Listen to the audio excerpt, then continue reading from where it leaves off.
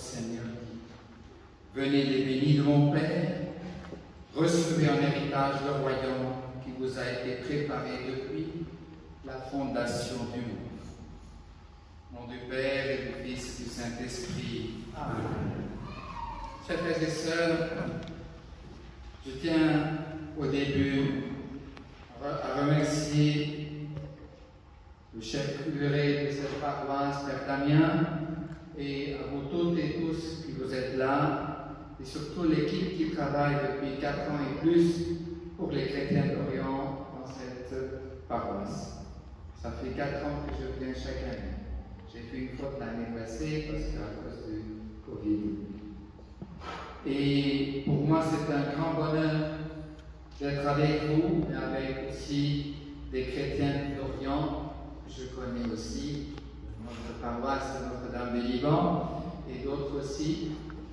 Et bien sûr, je suis heureux de partager avec vous notre situation au Liban, comment l'Église réfléchit, comment l'Église interprète cette situation.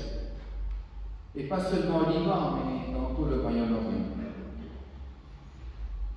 Au début, chers frères et sœurs, notre messe aujourd'hui, c'est une messe anticipée du dimanche de demain, qui est dans notre Église maronite selon le calendrier liturgique, qui est consacrée à la commémoration des justes et des saints, à tous nos chers défunts qui ont quitté cette vie et qui sont maintenant plus haut des cieux dans le bonheur éternel. C'est la Toussaint chez nous. En fait, la Toussaint, le dimanche est la semaine prochaine.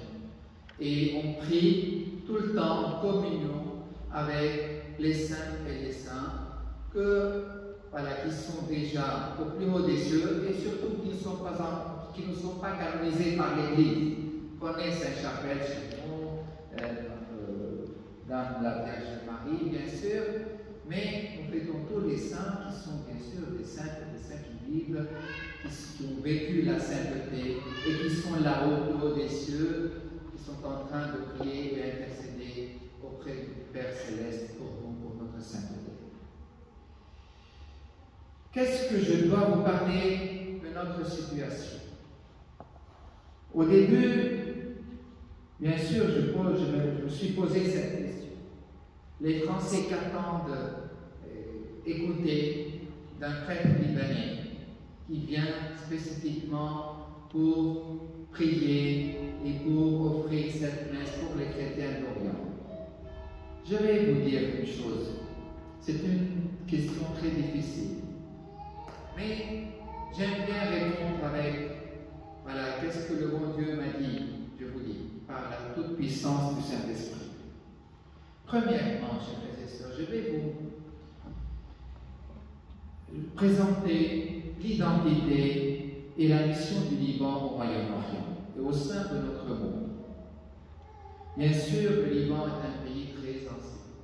Dans la Bible, a été mentionné plus que 72 fois, avec les cèdres magnifiques du Liban. Et le Liban, au fur et à mesure, bien sûr, a été un pays qui a vécu beaucoup de persécutions, beaucoup de guerres, mais au fur et à mesure, avec la venue du Christ et après, il y a eu des chrétiens au Liban, et des chrétiens maronites surtout, qui ont été d'origine d'Antioche. On a fêté Saint Maron, le saint patron des Maronites, voilà, chrétien, Christ chrétien, Maron, Maronite. On a fêté Saint Maron le 9 février. Et c'était la fête du saint patron de notre Église. Bien sûr, les Maronites ont habité, après tant de persécutions de Antioche, à Syrie, jusqu'au Liban. Et là, au Liban, ils ont institué le patriarcat maronite du Liban et de tout l'Orient, d'Antioche et de tout l'Orient. Antioche, c'est la Turquie. Il était tout chrétien, Antioche. Aujourd'hui, c'est tout à fait le contraire. Alors, Antioche, c'est là où les chrétiens sont nommés pour la première fois des chrétiens. Et les Maronites ont des origines araméennes, bien sûr. Alors, l'araméen, c'est la langue d'origine de toutes les langues orientale, l'hébreu, l'arabe, etc. Et dans les 1611 villages du Liban, les chrétiens jouent un rôle important dans ce pays. Et bien sûr, dans ces villages, il y a des musulmans, des druzes, on est 18 confessions au Liban, mais dans chaque village, il y a des chrétiens. Il n'y a pas de village purement, par exemple, sunnite chiite, sunnite druze, ou bien druze chiite. Toujours il y a sunnite chrétien, chiite chrétien, druze chrétien. Les chrétiens ont donné, grâce au sceptre du Liban, l'identité du Liban. Cette identité, c'est une identité d'ouverture. Et c'est une identité aussi de liberté, d'enracinement dans le pays, comme les racines des cèdres. Et aussi, c'est une identité de coopération, tout en étant, bien sûr, tout en tenant compte des religions et des différentes confessions, les marronniers, bien sûr, étaient à la base de la fondation du Grand Liban en 1920. Et puis après, bien sûr, ils étaient à la base de la fondation de la République libanaise en 1943. Bien sûr, les chrétiens et surtout les marronniers n'ont pas voulu être les seuls à fonder le Liban. Ils ont coopéré avec toutes les religions du Liban. Et ils ont intégré tout le monde dans la fondation du Liban. Alors, où est la problématique aujourd'hui? La problématique aujourd'hui est la cause de tout ce que vous êtes en train d'écouter sur le Liban. Moi, je la résume en une seule phrase. C'est une guerre stratégique pour changer complètement l'identité de ce pays et de sa mission au sein du Moyen-Orient et envers l'Occident. Écoutez-moi bien, parce que personne, vous n'allez pas écouter ça dans les nouvelles, ou bien à la télévision, ou bien, je ne sais pas, dans les journaux. Mais c'est une guerre stratégique pour changer cette identité de vivre ensemble, identité d'illuminer le monde par la lumière de la paix, d'illuminer le Moyen-Orient par la lumière de la miséricorde. C'est ça le Liban. Comme dit Saint Jean-Paul II, le Liban est plus qu'un pays, il est un message, bien sûr, un message de paix, un message d'amour au sein du Moyen-Orient.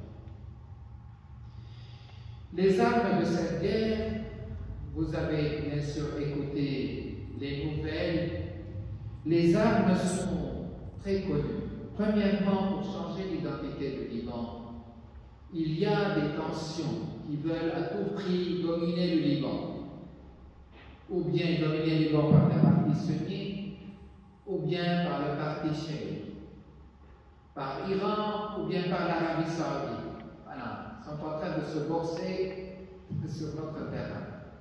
Et les Américains, ils sont en train de voir les choses, les Russes aussi, les grands pays sont en train de voir le pays en train de se détruire. Malheureusement.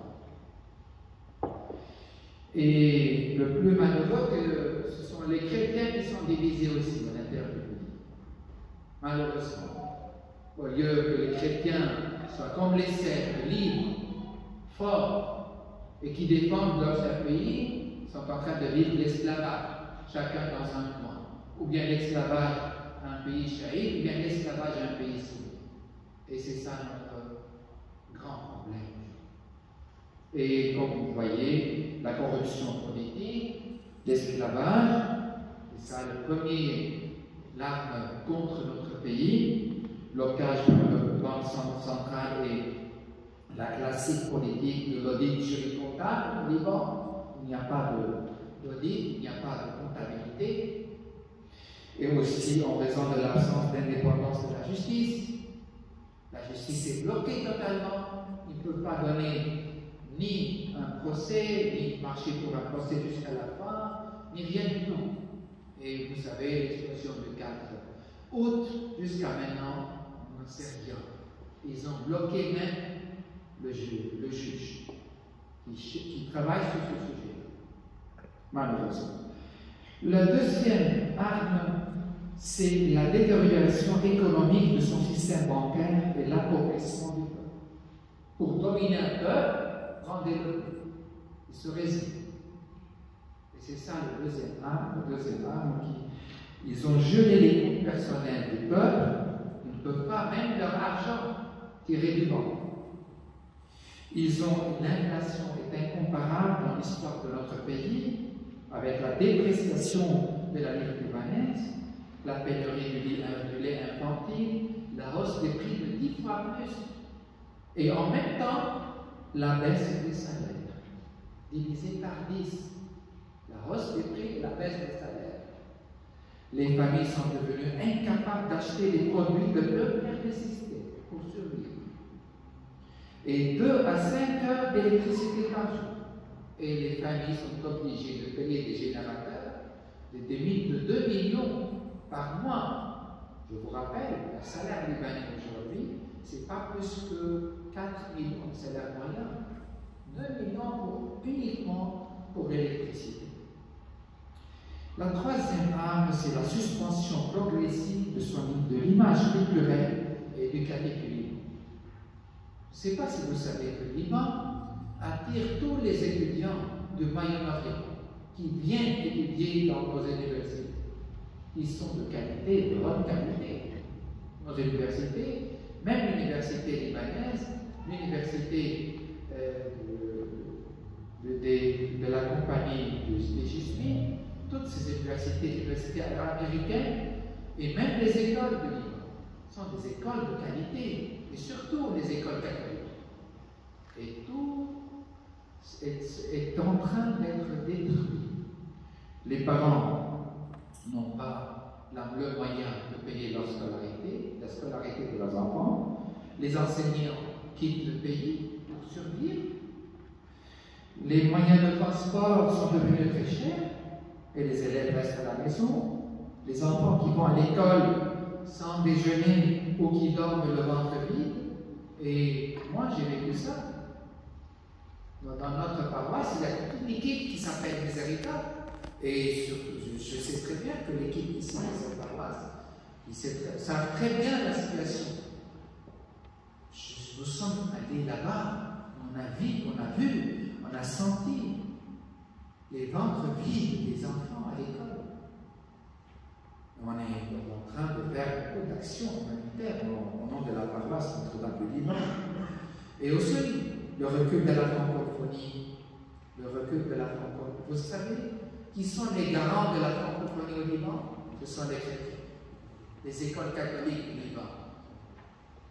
Les autres écoles et des autres religions, ils haïssent la francophonie du Liban. Et ils travaillent pour le rendre plus anglophone, bien plus arabophone. C'est contre notre culture de base qui a été imprégnée par la culture de la France. C'est notre fierté, la France, malheureusement. Quatrième arme, c'est l'anéantissement de la qualité professionnelle au niveau médical. Malheureusement, nos hôpitaux libanais sont des hôpitaux de qualité. Tout le Moyen-Orient, les rois de l'Arabie Saoudite viennent au Liban pour être hospitalisés, bien sûr, pour être médicalisés. C'est important. Et tout ce système-là est en train de s'effondrer. Il n'y a pas d'argent. Et même, je vais vous dire, les malades préfèrent mourir à leur maison et non pas entrer aux hôpitaux afin de ne pas mettre la famille sous un lourd fardeau de dettes gigantesques. Et on a vécu beaucoup d'expériences. Des gens restent à la maison parce que s'ils vont à l'hôpital, ils vont payer 30 millions de dépôts avant d'entrer à l'hôpital. Pour des cas normaux, non. Mais pour les autres cas qui sont très difficiles, des 10 000 d'euros, ils doivent payer comme ça avant d'entrer à l'hôpital. Et je vous signale, je vous rappelle, le salaire moyen, c'est 4 millions à 5 millions au maximum. Il y a moins. Il y a la déchristianisation du pays. Et le Liban, il est gouverné par un président qui est toujours un chrétien, à la différence de tous les pays du Moyen-Orient. C'est le seul pays qui est encore gouverné par un président chrétien maronite. Et bien sûr, le chef de l'armée est aussi chrétien. Et il y en a beaucoup aussi. Mais de plus en plus, au niveau des employés dans le gouvernement et au niveau des politiques sous-jacentes, sont en train de nous christianiser. Et déchristianiser le Liban, c'est mettre tout le Moyen-Orient en danger. Tous les chrétiens d'Orient sont en danger. Ça, il faut le comprendre. Et pas seulement les chrétiens d'Orient, mais tous les pays et les chrétiens ici qui vivent en Orient. Et partout dans le monde. Parce que ça va donner beaucoup de mal. Et le mouvement intégriste et raciste, et les mouvements de Daesh, etc., vont proliférer de plus en plus. C'est ainsi. Et avant-hier, Monseigneur, qui est responsable de la curie romaine et aussi responsable des relations internationales, il était au Liban hier et il a dit une expression très dure. Attention de l'extension du Liban. Attention. Et c'est horrible d'écouter ces paroles. Chers frères et sœurs, les églises au Liban sont dans les déficits totaux. Et les chrétiens quittent le Liban. Les jeunes, les familles. Aujourd'hui, cette année, dans notre paroisse Notre-Dame du Liban à Paris, on a accueilli 4 fois plus de jeunes que les années passées. 4 fois plus. Et ils sont venus ici, en France, les poches presque vides. Mais ils veulent à tout prix quitter pour construire leur avenir. Et aujourd'hui même, avant de venir ici, j'ai accueilli un jeune. Vraiment, ils étaient dans les larmes. Il a quitté le pays. Il ne peut pas vivre là-bas. Il ne peut pas voir ses parents en train de mourir sans manger. Il est venu. Il m'a dit, je n'ai rien. Je veux travailler. Il n'a pas un visa de travailleur. Il est venu avec un visa touristique. C'est dur. Et comment changer de visa ici? Il y a beaucoup de complications. Il veut à tout prix retourner au Liban. Il y a plein de jeunes comme ça. Et je suis en train de on est en équipe en train de les orienter, de leur donner. On a ouvert tout un supermarché à la paroisse, un free market, on l'a appelé comme ça. Les jeunes viennent et prendre quelque chose à manger. Et on a aussi acheté beaucoup de choses pour qu'ils vivent dignement ici dans leur chambre de bonne à la terrasse. Mais vraiment, c'est horrible. Et parfois, je ne peux rien faire. J'écoute, mais qu'est-ce que je peux faire? Je regarde le Seigneur, qu'est-ce que tu veux que je fasse? On n'a rien. Et même les Libanais aujourd'hui sont vraiment fatigués. Parce que chaque famille ici aide ses parentés là-bas, aide les proches là-bas au Liban. Et ils n'aident plus. Ils ne mettent plus de l'argent à la paroisse pour qu'on aide aussi à notre retour. Et on a recours toujours aux Français, aux paroisses françaises, latines, qui nous aident aussi, les écoles aussi. On est en train de voir, d'être des mendiants dans ce pays-là. Et nous sommes fiers. Je suis fier d'être un mendiant pour notre cher pays. Qu'est-ce que je peux faire autre que ça? Chers frères et sœurs, enfin, si je pose la question, quelles sont les solutions possibles pour les Liban? Qu'est-ce qu'on peut dire? Faire le contraire. On a besoin d'une conversion nationale. Vous savez, une conversion chrétienne, c'est le retour à notre authenticité chrétienne, notre parole à la parole de l'Évangile, etc. Oui, c'est ça la conversion chrétienne. Et nous, les chrétiens, avec les musulmans au Liban, les Druzes, tous les composants du Liban, nous sommes appelés à vivre une conversion authentique à nos racines libanaises, à notre identité libanaise. Sinon, c'est grave. Et surtout les grands politiciens du Japon. Et bien sûr, on est appelé à vivre une neutralité, comme dit notre cher patriarche, la neutralité positive du Liban. De faire sortir du Liban de cette guerre internationale sur notre terre. De faire sortir le Liban de cette guerre confessionnelle qui n'a rien à voir avec les Libanais en tant que tel, parce que les Libanais, entre eux, sont des Libanais qui vivent toujours là. Mais le problème, ce n'est pas entre les Libanais, mais entre les dirigeants, qui sont des esclaves de l'extérieur. Bien sûr, il y a beaucoup de solutions pour ceux et celles qui vont les lire. Je peux vous donner mon homélie, je n'ai pas tout dit, mais pour ne pas être très long, la solution que je vais énoncer à la fin, continuer à aider le Liban.